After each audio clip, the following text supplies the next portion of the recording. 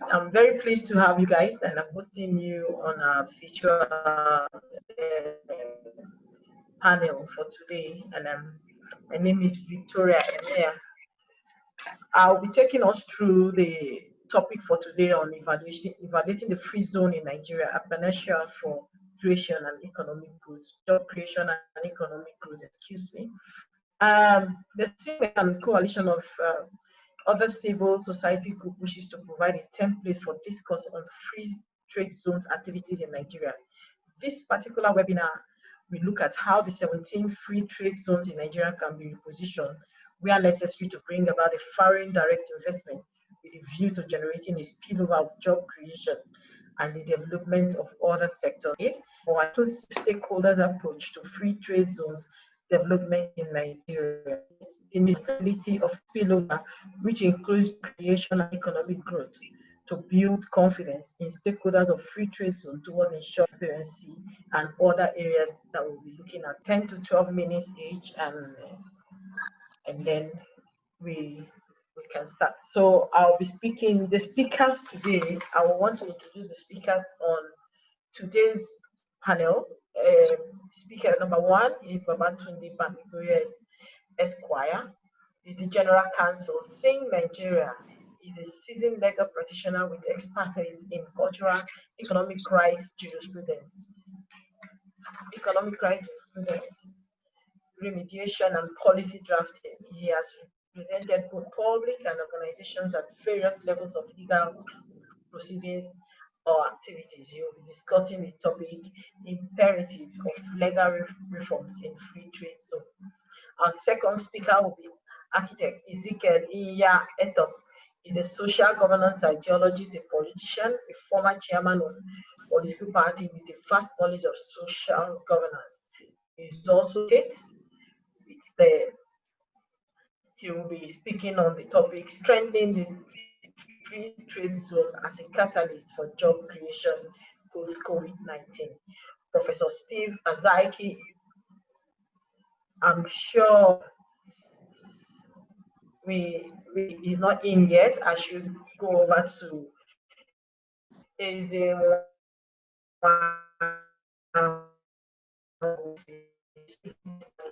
chairman, partners for electoral reform and convener. Say No campaign has been at the forefront of advocacy for social and electoral reform in Nigeria. On the topic accountability in a free trade zone, the role of media and civil society. Our last speaker will be Dr. Yanusa Tanko. He was the National Secretary of the National Consensus Party (SCP), former presidential aspirant.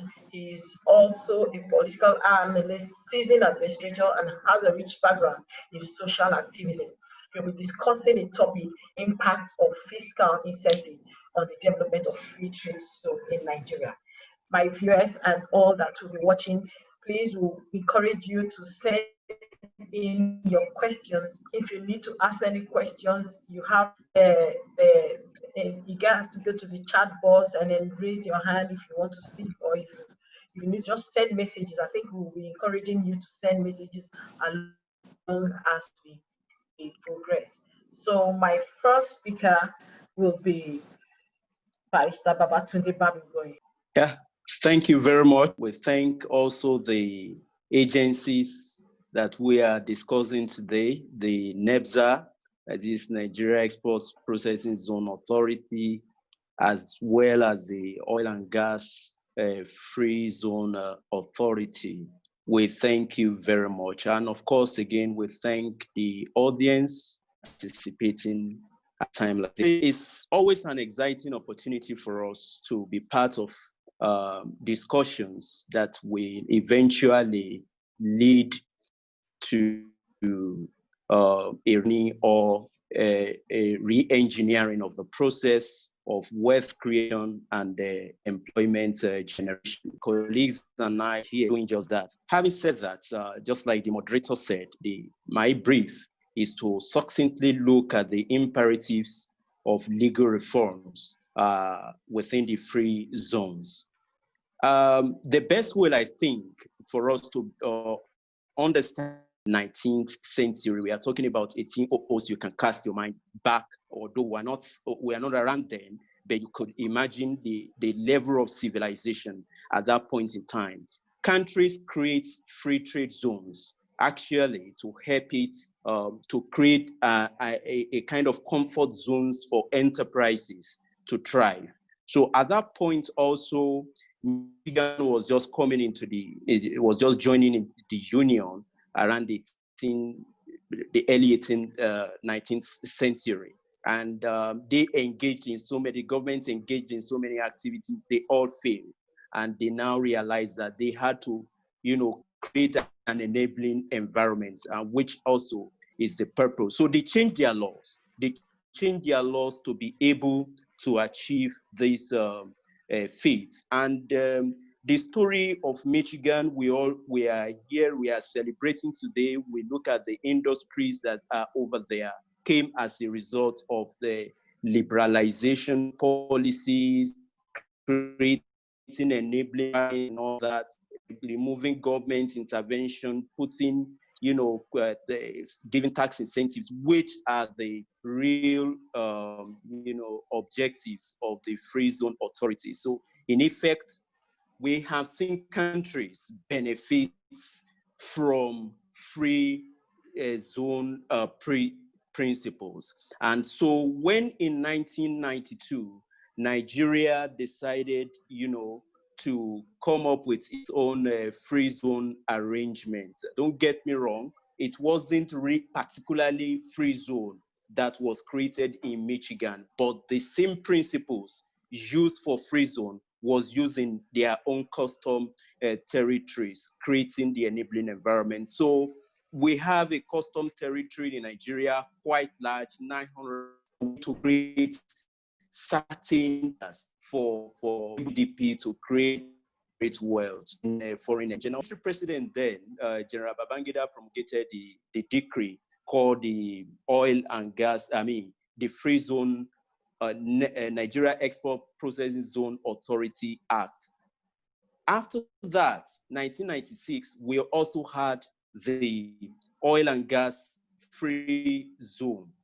This was created, let's just leave it at that for the sake of our time. Then we come down to the legislations in Nigeria that are made to also create the same defined or designated territories. As you know, Nigeria is square. So little areas are designated as, free zone territories outside the custom territory. Now, we in this area, we said in doing legal reforms or doing reforms generally, we need three things fundamentally: the regulatory the need for stimulus packages, as well as to leverage on international trade regimes. These are the three areas we must look at. There are others, but for the purpose of time, we can just look at those three areas. Okay, I so you think just because have 1 minute to wrap up so that we can go to the next speaker. I'm so sorry that the technology is just going, stuff is just going up and down. Those are things that our free zones could have helped us with if we had the opportunity, or they are able to, live to their full potentials. But we want to thank, I think, to actually sum it up, you give me just maybe 1 or 2 minutes. I spoke of the need for regulatory certainty. I spoke of the need for stimulus packages, and I spoke in terms of the need to be able to calibrate our laws to leverage on the existing international trade agreements. You know, the African Continental Trade Agreement, of the ECOWAS, regime on free trade as well. All these things tend to create free zones of some sort in other custom territories, and these things come into Nigeria and they benefit from incentives that are ordinarily available at the level of our own free zone. So we need to be able to recalibrate our laws to fit this purpose. There is also the Nigeria Investment Promotion Commission Act. There are companies that benefit from the pioneer status. All these also operate within the custom territories, but it is our humble view. Can we go on the next speaker? And then, okay, I said you may have to hold on with your conclusion, the remaining part of it, and then we'll come back to you. We'll move on to Architect Ezekiel Eto. Your time, sir. Time starts now, right? Now, exactly. All right, thank you. Okay, I want to thank you for the privilege, opportunity, the speakers, Mr. Babatunde, and particularly Mr. Tanko, who is there, Yunusa. And I know that he's going to do a lot of justice to what we have. But let me run in as fast as I possibly. That our talk should have a certain focus, a certain paradigm that we want to achieve. Cerebral government or governance who think, conceptualize, and analyze issues and come up with practical solutions to meet their peculiar needs. And there is a second type of governance, which are the cut and paste governance. They see what is done the other place, they come to do it. The bad part of the cut and paste is that they really don't understand the basics, the fundamentals, such and normally they say the world has become a global village, and there's a high level of competition amongst the different countries. I know we talk about global trade, and so the issue is, how can I bring myself to a point in my country where I can be competitive against other countries?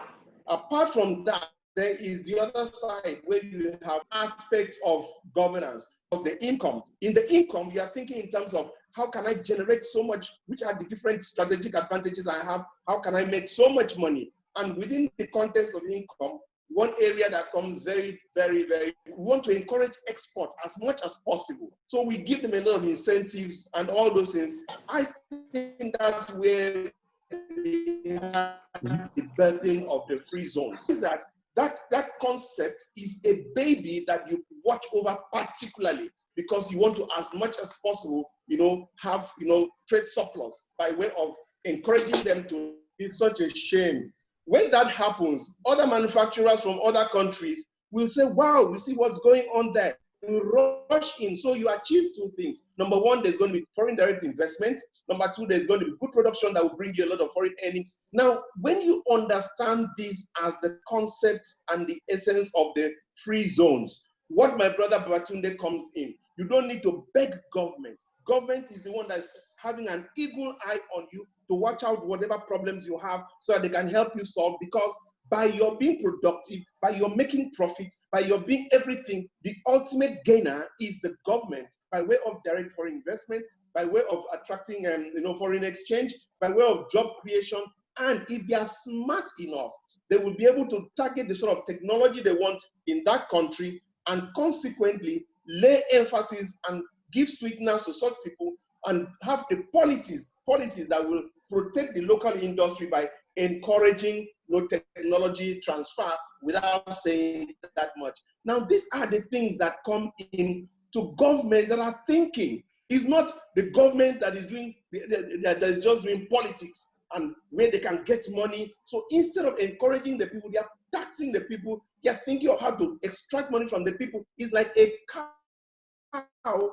Instead of fattening the cow to give you a lot of milk, you try to keep away the food from the cow, so that you don't spend too much on the cow. At the end of the day, you lose out because the milk is no longer there that you get. Now, that is one concept of the free zones. And when government understands it within that context, what my brother Babatunde was saying comes into play. It won't even be the people within the zone that are going to look for policies that will make them better. It is the government that sets up a body to oversee whatever problems they have, because they must be efficient, they must produce, and at the end of the day, we are the ultimate gainers. That's the watchword, ultimate gainers. So your own gain is based on their productivity, on their efficiency, on their profitability.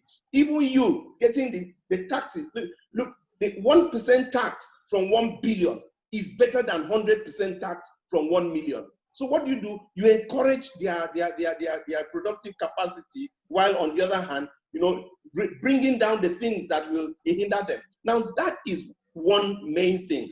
Before it can become a panacea for job creation, it has to be something that is productive, something that's profitable, something that's efficiently run, and all those parameters, all those fundamentals are supposed to be set by government. They are called enablers. The government brings the enablers, and government also watches to make sure that the sweeteners I give you, you don't undercut me. The sweeteners I give you, you are worth my while. So they are strategic in knowing who to encourage and who to offload.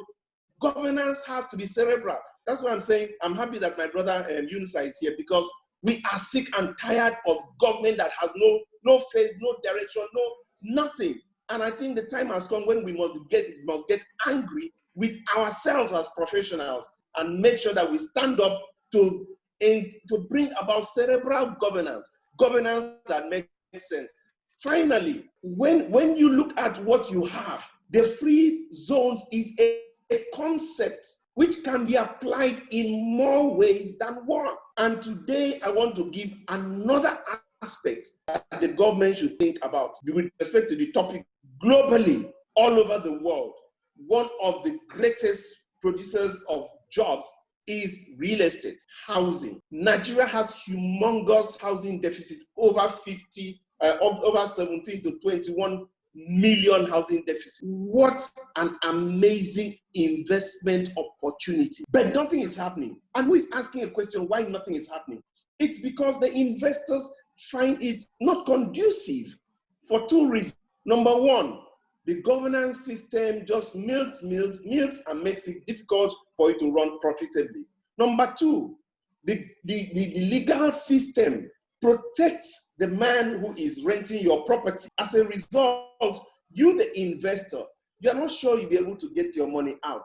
Number three, even if I get my money out from the tenant, what is the governance capital repatriation policy? How can I get my money out? Then I tell government, can we have free zone estates? What is a free zone estate? It's an estate where you tell somebody, if you can come and build 500 houses, or in these modules, I can give you this protection.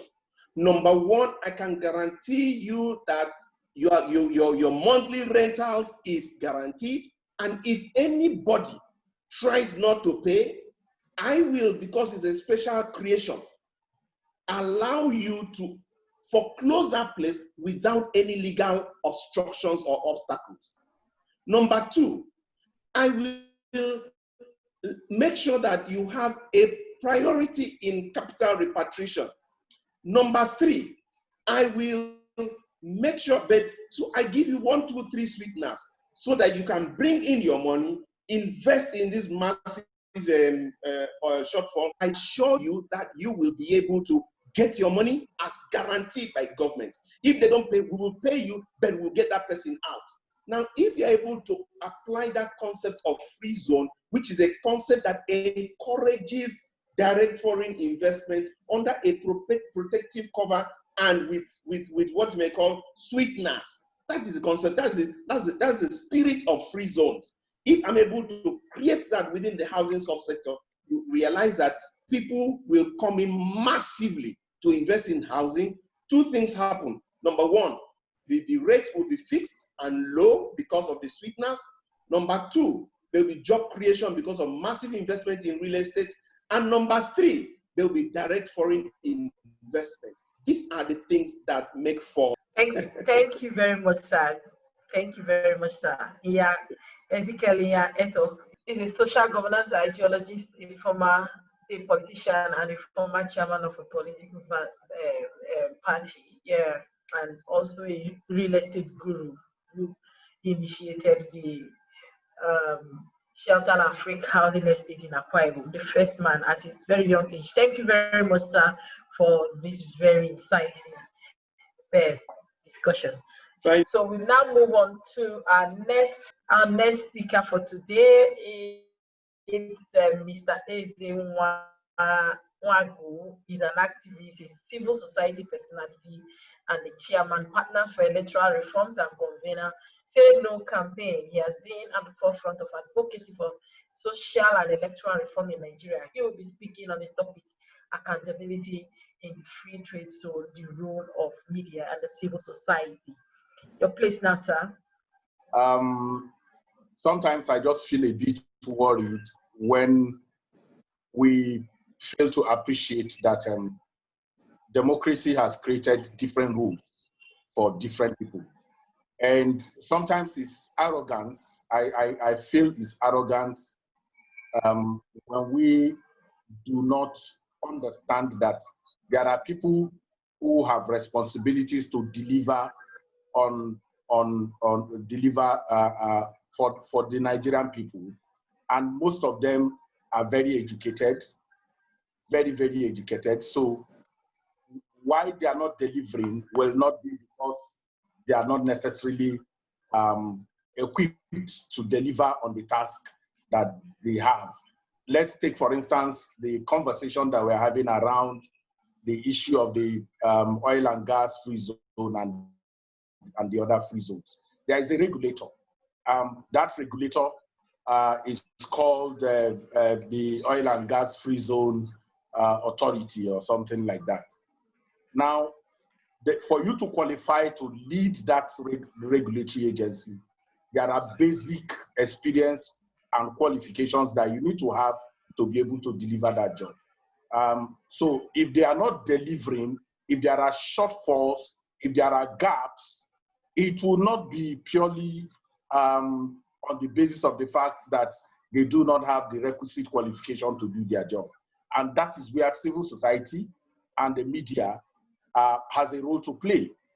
The role that we have to play is one that oversights these government institutions. The particular conversation we're having today is the activities is shrouded in near opacity in terms of even people understanding what is it that they are doing. Many people, including educated people within the media and civil society, will not pay attention to a country within a country. Because what you call free zone is a country within a country. You are talking about a space that you have created, and the architect called, you've given them sweeteners. These sweeteners have come in terms of, cost-effective benefits that you have allowed them, tax rebates and all of those things, with which you have said, look, we want you to do this X, Y, Z, worrying you. There will not be bottlenecks. There will not be administrative, bureaucratic hurdles that will be placed on your way to be able to deliver on these things. So the regulator needs to be effectively monitored to be able to ensure that the right sweeteners are given and that the people who have received these sweeteners do not undercut the system, do not undercut the government. So what we need to do is that we need to open up the issue, the opacity that I talked about, the issue of transparency within the regulatory formats, and to also understand that there are other stakeholders who play very serious role in this country, within our country. And if we know that the bigger challenge that we have as a people is the complete absence of a law and order regime, we are not, the other countries that we talk about are not better than us. It is simply the one that is a regulator have understood clear that he is not there to promote public good, that he is there to make resources for himself. So he helps the person who should ordinarily, there is going to be the clear issue about these things that you produce without any tax. How do you send them out? Who monitors who sends them out? Do we have a record? Do we have documentation? If we have documentation, can we, on the top of a button, ask the the Oil and Gas Free Zone Authority? I am more interested in saying, for instance, we oversight election, we oversight the political parties, we oversight almost every other thing, but we do not oversight those issues that have direct consequences, that if they function effectively, that they will bring the kind of benefits that we look forward to. And that is the way we outsource everything. We outsource the anti-corruption fight. We think that it is government that will fight corruption. We think that there is an EFCC that will fight corruption. We think that there is somebody who will do investigative journalism for us. We think as civil society that somebody will have to organize a roundtable to look into the activities of the OGPZA and what's playing in the free zone. The benefit of this conversation this evening is a wake-up call, and I has trailed that is in saying, look, you guys need to pay attention to the things that are happening in this so-called free zone. And what that means is that, can we oversight what is playing there?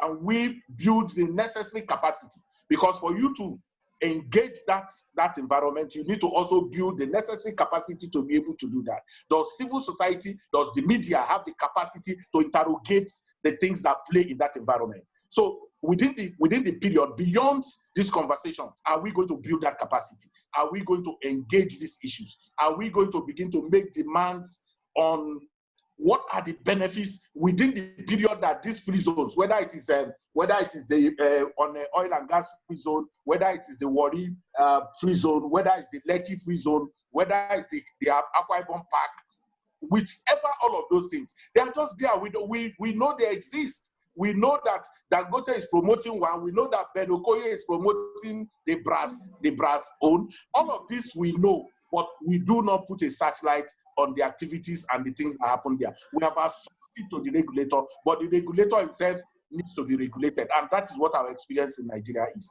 I just want to say thank you. Sizing one go, an activist and civil society personnel and the chairman partners for electoral reforms and conveyor Say No campaign. Thank you very much for your time, sir.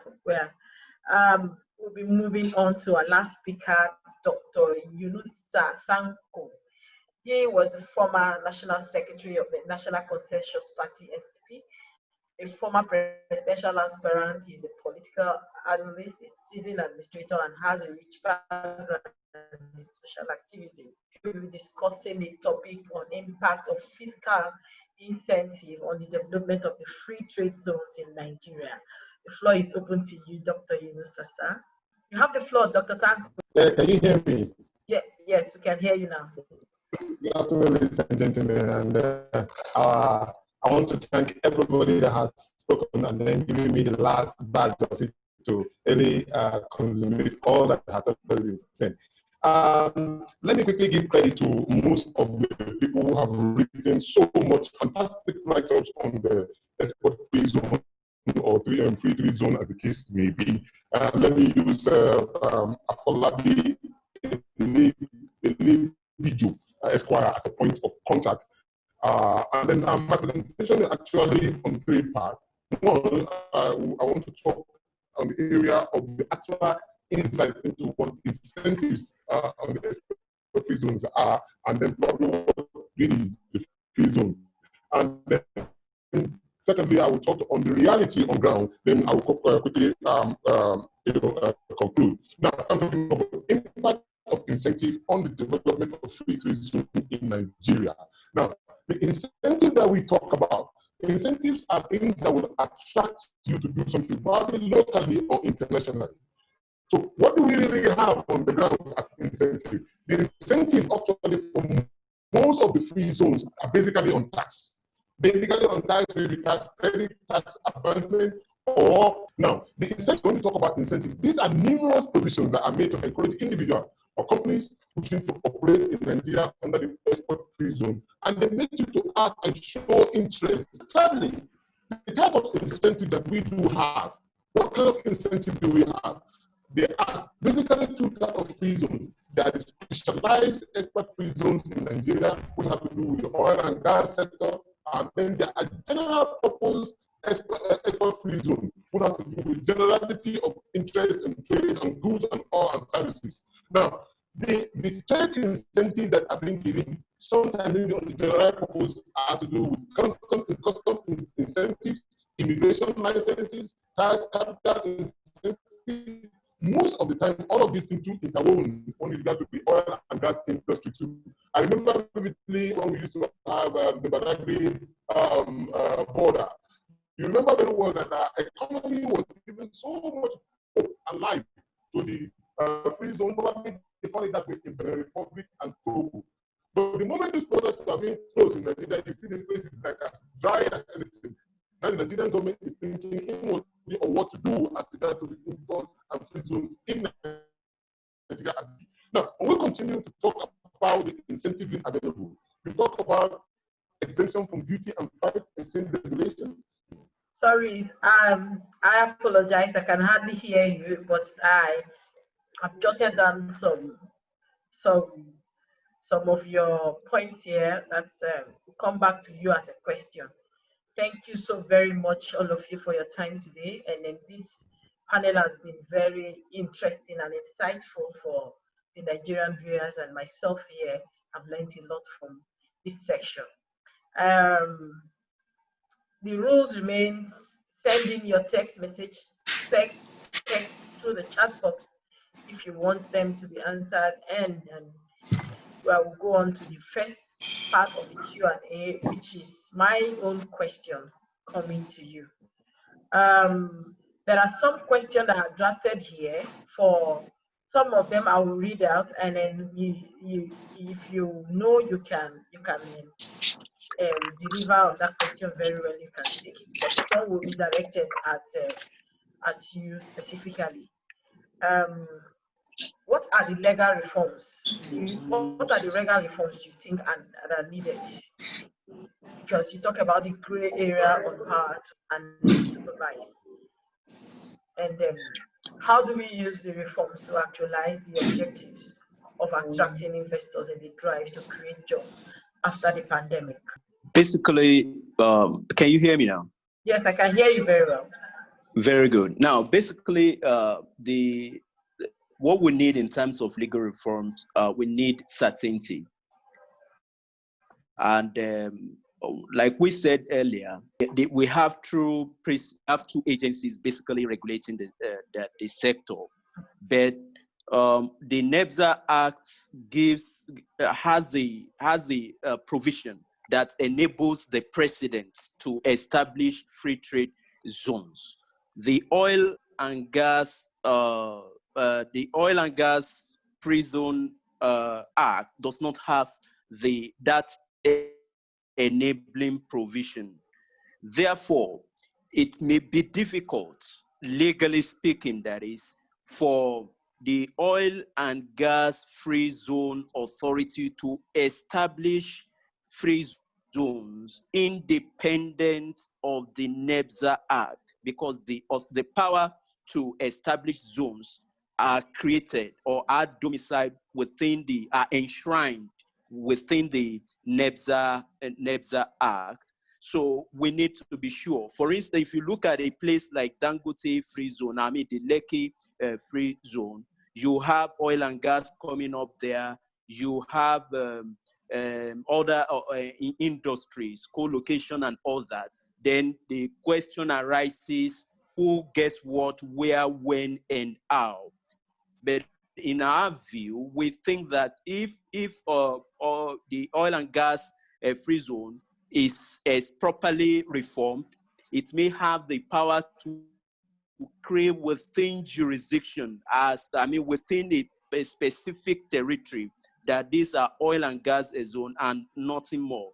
And if you have banking activities going on over there, will it be proper to say that these are oil and gas activities that can be properly regulated by the regulatory authority of this thing? And you recall that the Oransari report suggested the repeal of the act, but we don't really think it is a realistic. We don't really think that is a realistic option at this stage. Although we know that in other jurisdictions such as Dubai, there was a time where you have as many authorities as there are or zones. But at the end of the day, they came and consolidated everything. The same thing in the US, being managed by their one establishment. So at the end of the day, we know that in Nigeria, both authorities are regulated by the Ministry of Industry, Trade and Investment. So there should be a balance. So there is a call. We think the ministry should resist any call that we defeat the goal of either of the agencies. And again, we want reform in terms of stimulus, just like the tax. These are the things that we have, but there are other areas. There may be incentive for a company to go to the custom territory of Ghana or of China or of some other countries and come to your own free zone, despite all the tax incentives that you have. Your economy, your own economy, the security ought to be very good for people. That in itself is an incentive, and there is a way you can use your fiscal or the Appropriation Act to target this area. Then you look at the international trade agreements. All this, we have to be able to reform our laws so that we don't lose out at the end of the day when we participate in all these trade agreements. It is important for us. Free zones are meant to insulate companies from the vagaries of the economy. At the end of the day, if we don't have laws that continue to protect them in this area, we are going to really have a huge problem. I think basically those are the things that we can highlight within the time at our disposal. Thank you. Thank you very much, Pastor Bamboy. Architect, Etok, you spoke very much about the possibility of establishing the free trade, encourage real estate free zones to encourage foreign direct investment and job creation. Yes. And again, infrastructures, including roads and electricity, remain a key challenge in most of these free trade areas. Yes. What do you think the government should be doing The very first thing to address this and maximize the full potentials of this zone that has been mentioned? Okay. First, sorry, you can't see my. It all comes down to what we have a very wrong expectation of government and governance. It all comes down to the man on the seat, what he really thinks that governance is all about and what he wants to achieve. A lot of times, we the professionals outside, we do the analysis and everything, but the man on the driving seat is not really bothered about the things that will grow the economy. Because if you look at the free zones, certain things are fundamental. You must give them the enabling environment to operate. That enabling environment could mean good access road to that place. It could mean power, any cost and at cost. It could mean the necessary infrastructure that will be attractive. Like my brother had said earlier, sometimes incentives alone are not enough, tax relief and all those things. How do you ensure that people say, wow, within this free zone, the security is top notch? Nothing has ever happened. Come from India, China, Thailand, Afghanistan, wherever you come, you are safe. Nobody goes to invest in a place that the security is not guaranteed beyond what should be expected as normal. So when governments see the need and understand the essence of free zones, they will now be able to budget appropriately. Nigeria, I say it, the problem is not that we don't have enough money. The problem is that we don't have the right priorities. And secondly, people who get implement are people who are thinking more of politics than governance. So this is how can I get money for the next election? If not so, the millions and billions and trillions that we have wasted in stealing could have been enough for us to be able to put the basic infrastructure in priority areas like the free zones. The free zones are priority areas to any thinking state because they, apart from job creation, that's really not even the number one thing. is the attraction of foreign direct investment. That is what keeps every company, every state competitive and keeps it going. So I think that whatever we need to be able to bring the government to think in terms of providing the basic infrastructure for free zones to operate, we will be doing the government a lot of good. So for me, providing basic infrastructure is not negotiable in free zones. It's negotiable, right? Not negotiable. It's not negotiable. Okay, I didn't Yes. hear that very well. Thank you, Architect Ezekiel Etok.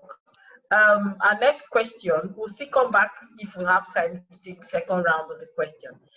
But I would just want to give opportunity to everyone to at least answer once, and then we'll come back for a second round. Yes. Yeah, this will be for Mr. Ezenwawagu. As a media and civil society in Nigeria strong enough to take up the role of ensuring accountability? That's one. And do you have hope that this, including the CSO and the media, do you have hope that the needed highly critical responsibility can be shouldered by the public agency? If so, what are the factors that give you the conviction? If not, are there alternatives viral enough to bridge this gap? Yeah, Victoria, I think first I would like to just put a basic stuff that we need to appreciate. Okay. The Britain will not be developed by people from outside. Britain will be developed by British. The American economy will be maintained and developed by the American. The Russian economy will be developed by the Russian. The first thing is that the too much emphasis on FDIs is misplaced in the first instance, because capitalism does not pander to platitudes. Okay, when people say, "Oh, the whole idea of," when I talked about country within a country, is that the idea of a free zone is that you have money. When you come, we are not asking you to pay tax. We are not asking you to do anything. What we want you to do is in this place, you can create your security, you can create your lights, you can create your road, you create everything that makes this place work for you. Okay, that's the whole concept of free zone. And indeed, Central Bank, for instance, Central Bank of Nigeria 2 years or 3 years ago gave Dangote 25 billion big ones to support his fertilizer production processes. Do you understand what I'm saying? Just because he has a fertilizer, he wants to produce fertilizer, we took 25 billion of our own and surrendered to an individual. So we must understand that the economy of Nigeria will be developed by Nigerians. And once we understand that, our attention will be drawn away from all these, FDI and all the rest of them. Security will affect this. Let me tell you, Shell, at the heat of the crisis of the Niger Delta, Shell, Chevron, they did not leave the Niger Delta. In Angola, in the midst of the civil war in Angola, Chevron was in Angola. Capital does not pander to platitudes. Where they are going to make money, where they see opportunity for making money, they will go there and they will bring their resources and build that place. Go to One. Who powers One? Is it your power that gives One power? That gives One?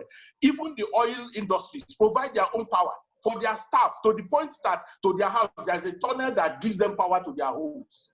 Okay, so the point about placing a lot of emphasis about what we need is to say, this regulator, this man who has responsibility, we have given you opportunity to bring in stuff, bring in raw materials. Don't go and hide a vehicle inside it. Inside is your container. Who is supervising? Who is going to supervise that container that comes in to make sure that what has been agreed is what this guy is bringing in? The regulatory capacity to do that is what civil society and the media needs to pay attention to. When I talked about the money given to individuals, the people, entrepreneurs in the country, to grow jobs, to create this situation, who monitors that at the end of the day, that the 25 billion and the other resources that are given to people are invested in what they said they are going to do that. So does civil society have the capacity to do so?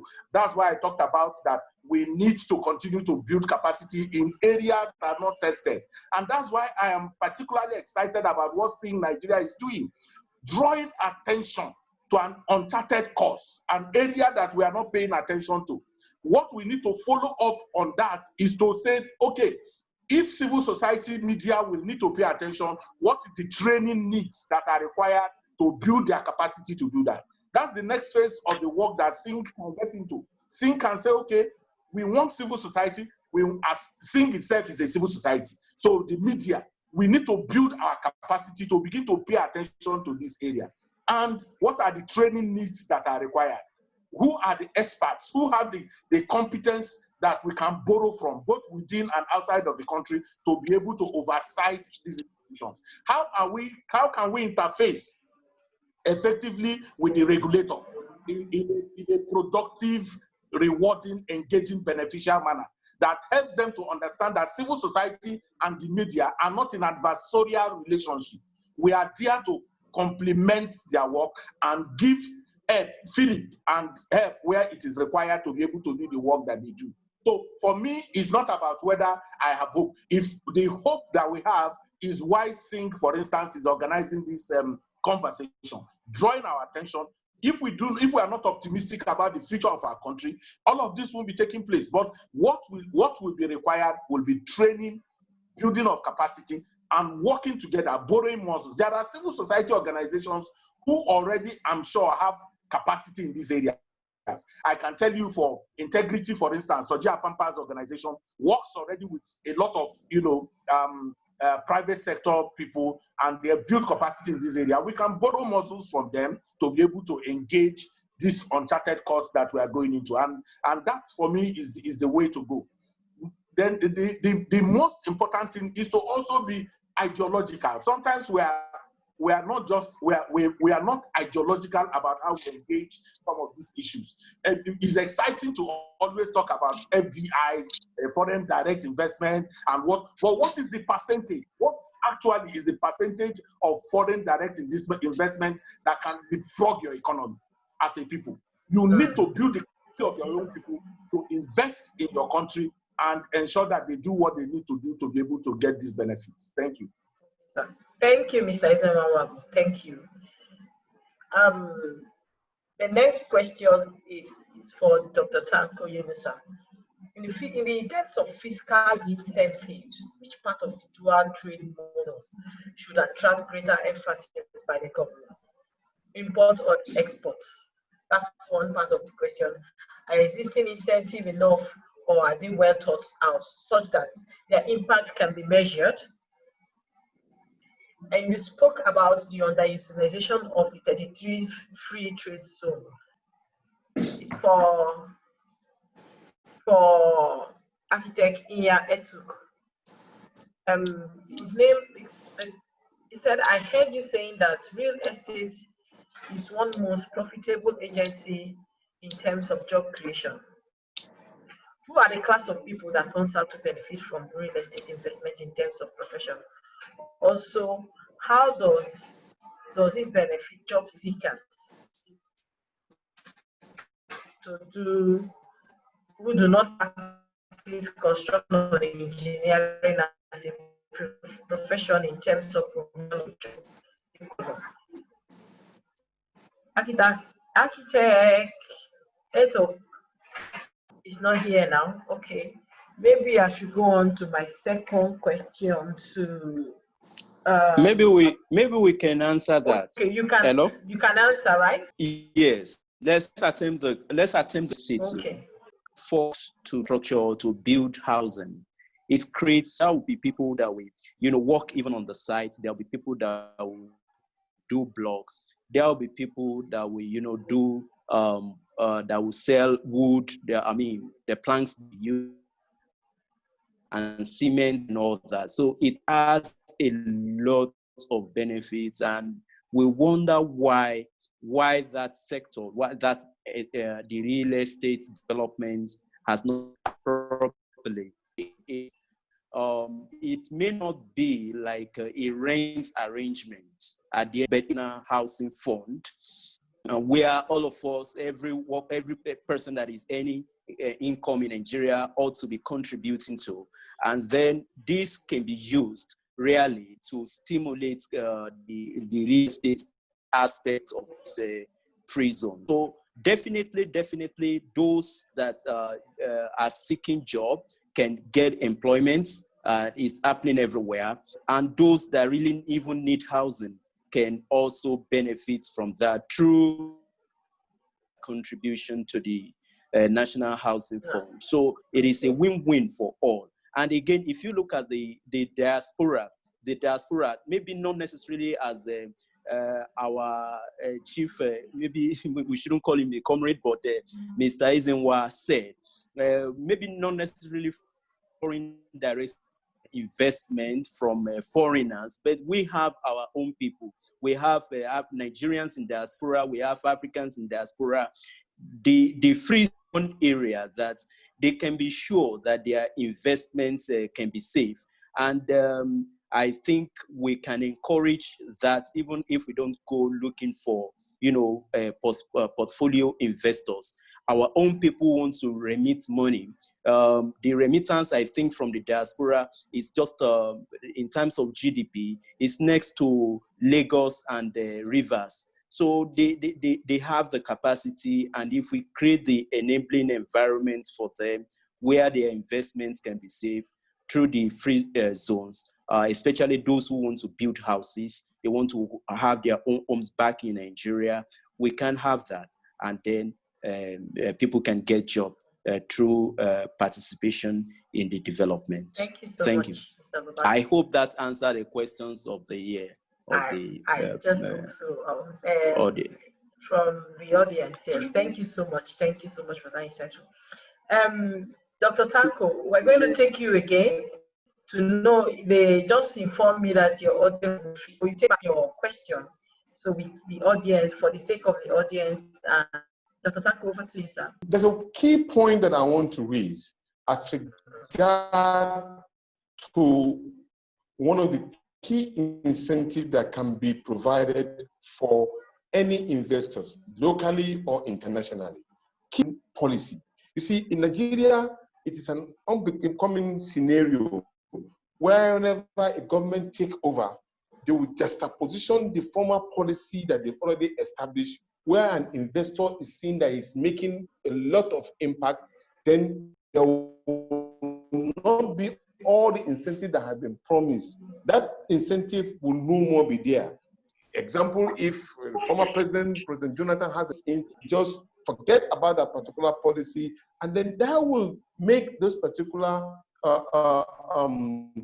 free trade zones suffer a lot with regard to what ought to be on ground for them. And that discourages whoever wants to invest into any of the free zones. And then key issue here is that it is my hope that all of these 33 free trade zones will find it, the one in probably River State and Calabar is talking about oil and gas. You talk about those probably in Ibadan or Oyo State talking about agricultural products, and probably those in North Central are talking about hide and skin, as the case may be. They should be able to compete among themselves so that their production will suffice more than what they are taking from the taxpayers' money. That way, it will encourage seriously whoever is seeing what is happening in Nigeria to come in and say, yes, I prefer to go into the free trade zone in Nigeria because it is highly competitive, it is highly profitable, and it is sometimes, and most importantly, we have been able to transfer technology to those who are benefiting from it. And we have seen the input in the younger generation who are learning seriously from whatever we are bringing into the country. That way, it's a winner, it's a win-win situation for everybody concerned. But most importantly, at the moment now, what we need is the security of lives and properties of everybody. And what really have hindered the security is because the situation is such a way that people are not being carried along in terms of policies. there is the issue of accusation of nepotism. And so people in that particular area are creating a lot of problem in the system, so that people who are in government will find it difficult to actually mediate some of the actions that they want to do. So, but then, in a way, every part of this particular free trade zone must be active enough to justify the reason why those particular free zones have been created in such an environment. At the moment now, we are seeing none of it, to be frank with you. So, but we need to challenge every aspect of our daily lives. It's not all about the issue of we antagonizing and maybe making some kind of statement, but then it has to be inclusive. Nobody, because everything that is being produced within that particular area is for the benefit of the people and Nigerians in general. And until that has been our modus operandi, we will find it difficult to ensure that all of these free trade zones are working to the highest maximum level. Yeah.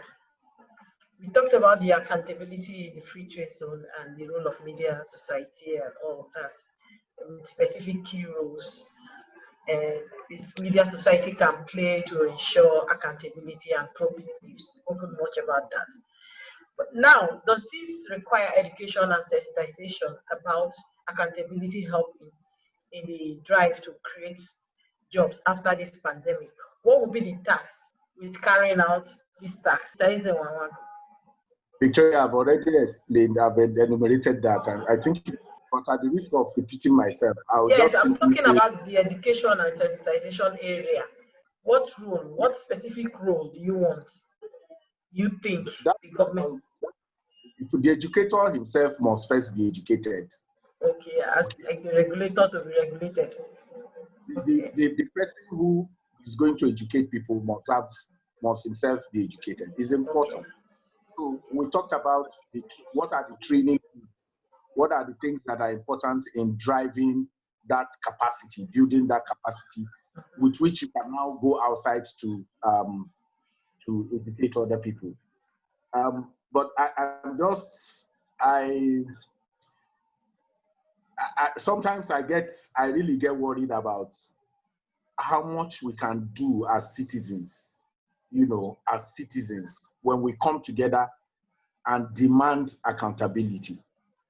Okay, if we understand that the real power resides, some of the things we worry about, I am excited, truly excited about the conversation that we're having this evening. And the reason for my excitement is because if Singh did not draw attention to oil and gas, free zone, year in, year out, that authority receives a budget. There's a budget allocation that goes to NEBSA. Okay? Whereas we will be interested in what happens every other place. This seemingly obscure, just with capacity for a lot of good, we are not paying attention there. So we need education. We need to educate ourselves. When we have educated ourselves, we begin the sensitization. And this sensitization will be with the organizations themselves. And that is why I talked about the relationship. The relationship is not going to be adversarial. Okay. Often, people see civil society as, oh, they have come. They have beamed their satellite. They want to criticize us. No, but we are not just about criticism. We also can clap when there is a need to clap. If there's a need to clap for what you're doing, the civil society is better equipped to clap for you than any other people. To say, look, pay attention. This agency of government needs a lot of resources to be able to do the work that it's doing. Okay. In terms of housing, free zone for housing, very important. We have housing deficit, but if you live in Abuja, where some of us live, you will know that there are more empty estates. There are more empty estates today than some of the estates have been empty for 10 years. What does it tell you? It tells you a money laundering, process. It is a place where people sink in money because they are paying tax. No tax is required from them, no tax is required from them. when the houses inhabited for the number of years. Just drive between the city gate and the airport road and look on your left and your right. You will see estates that are in those places. Yes, it has multiplier effects as Tunde said, to be able to create jobs and the rest of them. But when it is laundered money, the idea for it will no longer to create value. It will be to just store stolen resources. And all of that, what it then means is that whether it is free zone for housing, or free zone for oil and gas, or free zone for fertilizer, or free zone brass as it is, citizens must begin to pay attention. And how do we pay attention? It is by building our own capacity to understand how it works. Okay? Because if we don't understand how it works, the experts, and part of what the work of the experts is to confuse.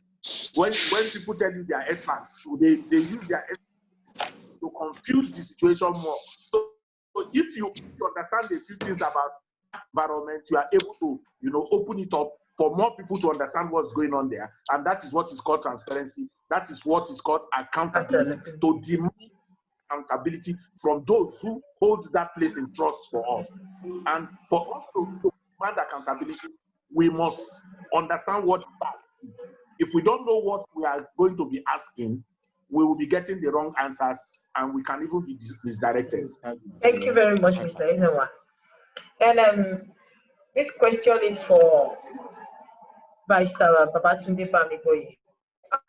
Looking at the policies we talked about today, what are the measures do you think the government can put in place to achieve the objectives of strengthening the free trade zone as a catalyst for job creation after this pandemic? I think immediately our government needs to understand that we must provide markets even for the free zones.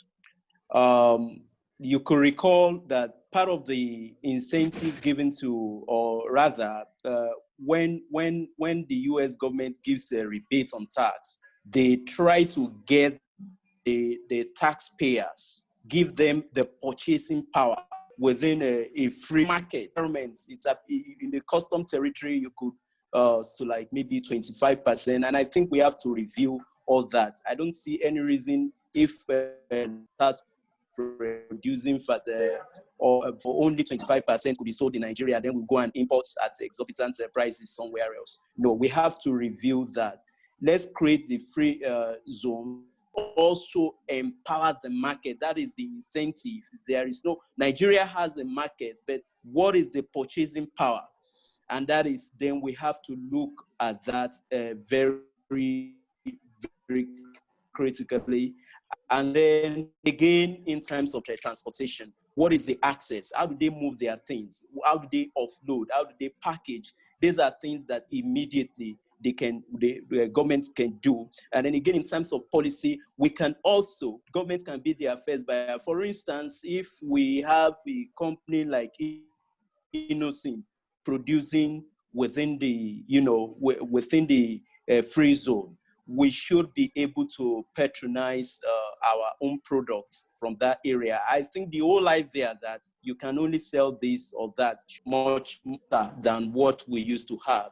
So in terms of labor, of course, engaging the right personnel or engaging the right labor or the human capital to work may be a huge problem. So if somebody, a university, they've done a good research actually to bring the equipment together to engage people, I don't see any reason why governments cannot help in that area. Then again, I think it is possible to also look at as a way of investment. Of course, it has to be accountable and giving a company such as Dangote about 25 billion naira, as he said, or any other company for that matter, giving them money to pay. What are we going to benefit if we give somebody 25 billion naira, get 100 billion or get a lot more than that, or something more, just a little, or to look at this very well. Road is very, very important. This is a growing economy. It may not as to talk about protectionism of globalization, but I really don't see me very well. Let us look at FDR, the New Deal. They did a lot to, stimulate the economy. You look at China as well.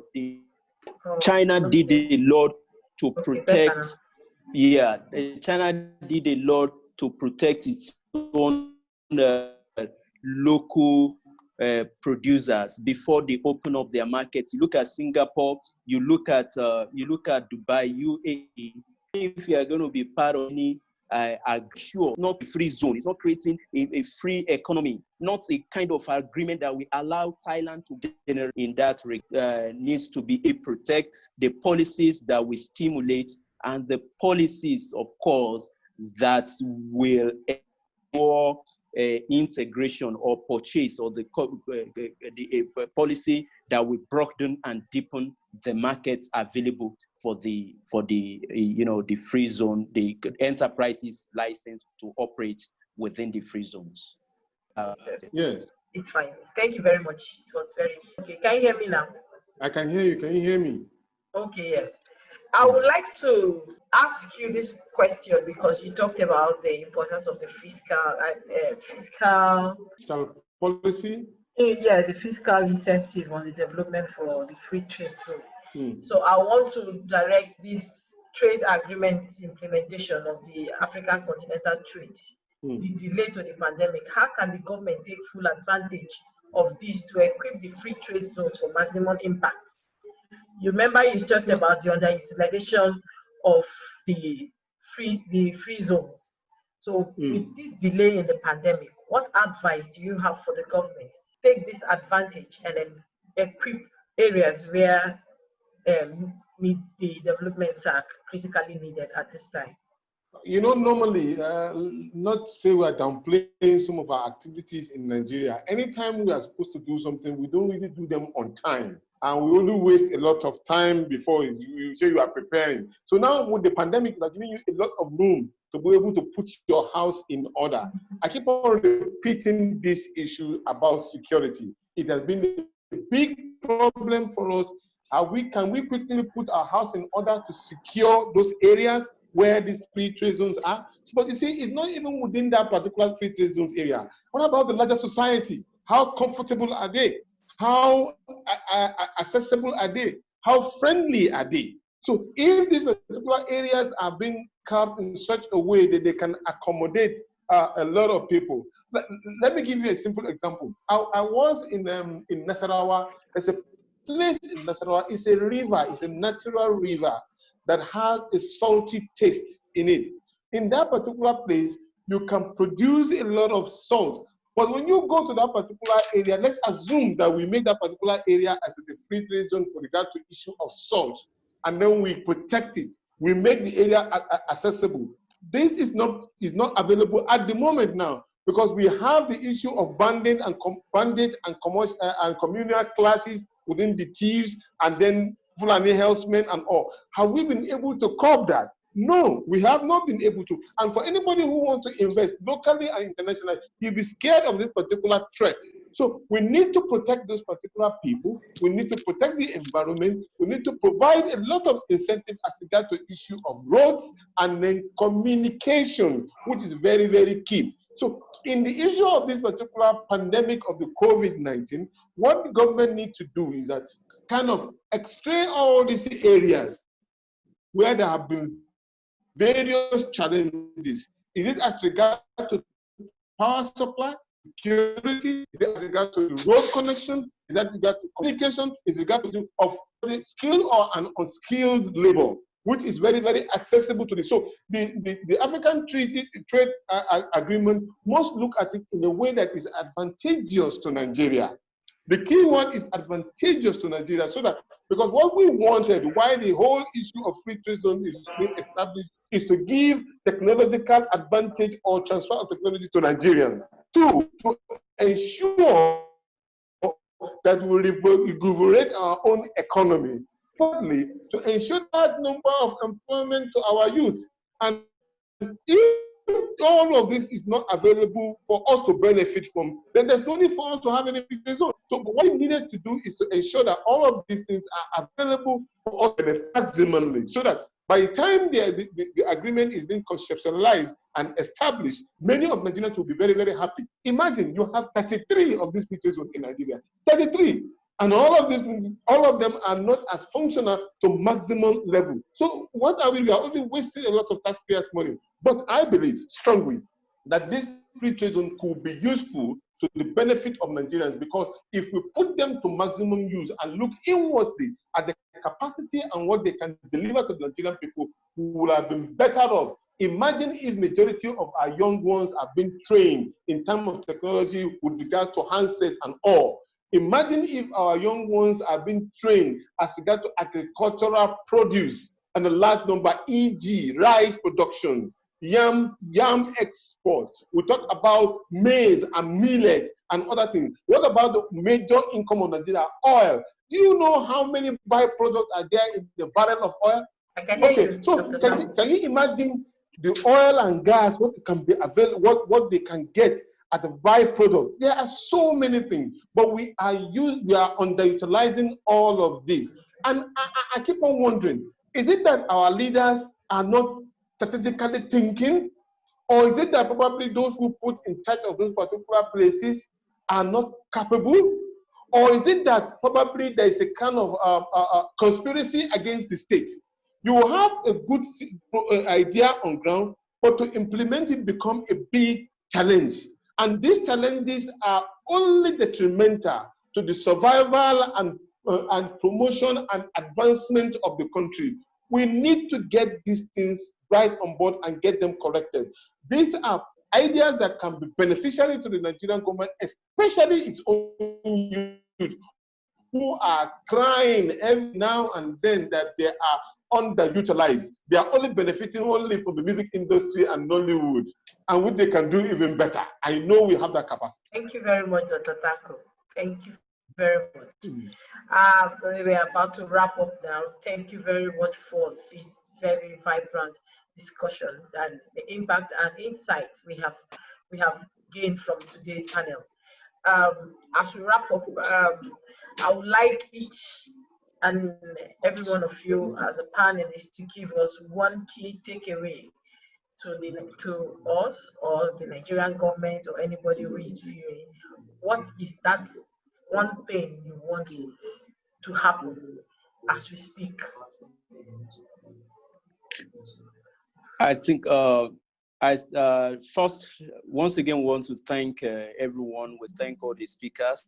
It has been a very fantastic opportunity, engaging in this forum. And especially again at the General Council of Sing Nigeria, we recognize that there is hope. There is hope because of the management that we have emerging in place in these authorities at this moment. It's not business as usual, and that is why we are involved in a forum such as this. And I think Mr. Ezenwan mentioned something along that line, that of course, if we don't believe in this system, if we don't believe in the possibility that we can make an impact through these ideas, we won't get involved. What is the point? Recently, the NEBSA authority changed its management. We now have a Professor Adesoji Adesuba as the head. He was a member, he was part of NIPC, was part of Custom, and so many of this Nigeria Export Promotion Council. And I think the conflicts that we have been having prior to now, in terms of who does what, where, when, and how, can, you now have somebody in that place that has been in many of these agencies and then should be able, with trust, bring the wealth of his experience in that area. And also at the level of the oil and gas free zone, I think we also have there a good leadership, and we trust as well that at this stage, the ministry can come together. The uncertainties that we have been experiencing in the time past can now be resolved. amicably for the benefits of all Nigerians, so that's the free zones where we can live up to their potentials. Thank you very much. Thank you, Mr. Babide. Over to you, Mr. Ezewan. Well, I think I want to thank Singh because they've come to the realization that we are over with politics, that this is the time for governance. And the tragedy of public commentary in Nigeria is that we don't know when politics ends and when it should be governance. And so governance is not about how much you can criticize an institution, it's about how much solution and ideas that you can bring to help the system work better than it is. And I want to appreciate Singh. Thank you so very much. And I think you've been brilliant in handling the panel too. Thank you so very much for your time. Thank you, Mr. Ezewan. Thank you so much. I appreciate it. Dr. Tanko, over to you. One key point. Yes, Ms. Victoria, thank you very, very much. I want to join my co-presenter to really say I am proud to be associated with Sing Nigeria because they have been able to bring out those particular areas that people have ignored completely. And so, and they have a major role to play in that particular area that can help the development of this country. They are not speaking as regard to a region, also they're speaking about Nigeria as one entity. Then secondly, we need to tell those who are in charge of this particular free trade zone that they need to start thinking out of the box. They can't continue to rely on government policies alone to be able to make that particular place functional. They need to think out of the box, creating ideas that will attract other people from coming into this country. And besides too, internally, there are people who have the capacity, they have the wherewithal, but they needed a stable environment to really invest in. Then finally, the activities of the free trade zone must be publicized so that people will know exactly where they are, what they have done, what they want to do, and how they intend to do it. This will attract more people to what they are doing at the moment. I must tell you, for a very long time, I have forgotten about any free trade zone. I don't even think about it. But for the fact that they have been able to bring it on board, now get my attention to it, that look, there are things that can be done within this particular, and it's a very easy position. So I want to thank you very much for mediating this particular very important discourse. And I hope there will be another time again that we will meet face to face for a wonderful work that you've done. God bless the Federal Republic of Nigeria. Thank you very much to all my wonderful panelists. Thank you and I appreciate your time. On that note, I will want to conclude with one or two things that we need to look at in the future. And with the massive potential available to Nigeria, the 17 FTZ, that is the one that's almost fully maximized, should provide a fantastically elastic opportunity for the country to achieve all important metrics for the economic advancement of Nigeria. By doing that, there should be need for stability in policies, there should be need to tackle the gray areas and give them power to operate and establish in their respective capacity. Thank you very much, Ono. Finally, I want to say a very big thank you to the panelists and our dear viewers who took out their time, in spite of their busy schedule, to key into this discussion. And discussion, we really do appreciate your interest in the very important issue. We encourage you all to follow the same social media handles on Facebook and YouTube to follow the conversation and also watch the replay of this discussion. Thank you very much once again to all my panelists, to the viewers, all of you who contributed, and the members and team of SIG. Thank you very much for giving me this opportunity to moderate with this wonderful panel of panelists. Thank you so much. Thank you. Thank you. Thank you. Bye-bye. Thank you. Thank you.